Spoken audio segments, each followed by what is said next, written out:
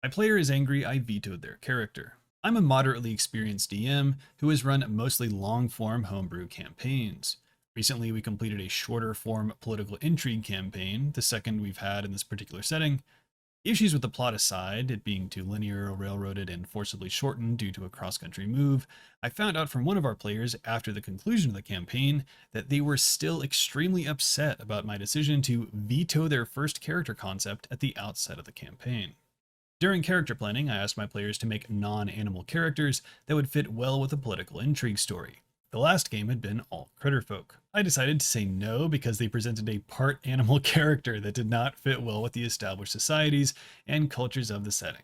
I explained to the player that I did not have the capacity for the amount of world building this character concept would introduce in order to make it diegetic to the setting.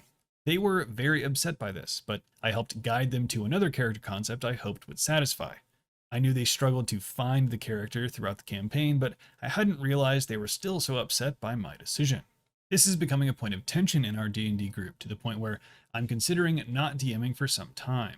I'm aware of the issues with the linear story in the most recent game, and I want to be more flexible with my players for our next one. I want them to be creative and challenging, but I also want them to respect and work within the boundaries of the setting, which I've spent many years developing. Any advice? Well, this post has all four horsemen of D&D Reddit questions. A player ignoring DM guidelines, a character not fitting in the setting, a player wanting to play an animal species, and the DM feeling burned out. I asked my players to make non-animal characters. They presented a part animal character. I mean, come on. My eyes, you have been more than gracious. I mean, you just ran a campaign where everyone was a critter folk.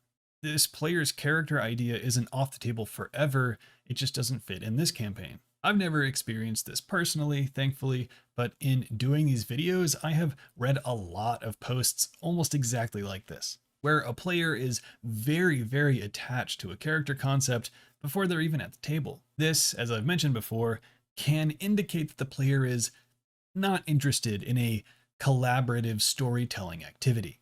Instead, they are likely after a medium in which to live out a fantasy focused on an original character.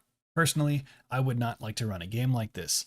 Honestly, I'm not sure many DMs would. It kind of violates the DM player agreement of, hey, I spent a ton of time building this world. You can come and have adventures in it. Finally, to address the anthropomorphic elephant in the room, you wanted to make money being a DM, tapping into the market of players like the one in this post might be a good way to do it. I'm sure if you advertised your game as Fursona and OC friendly, you could charge quite a bit.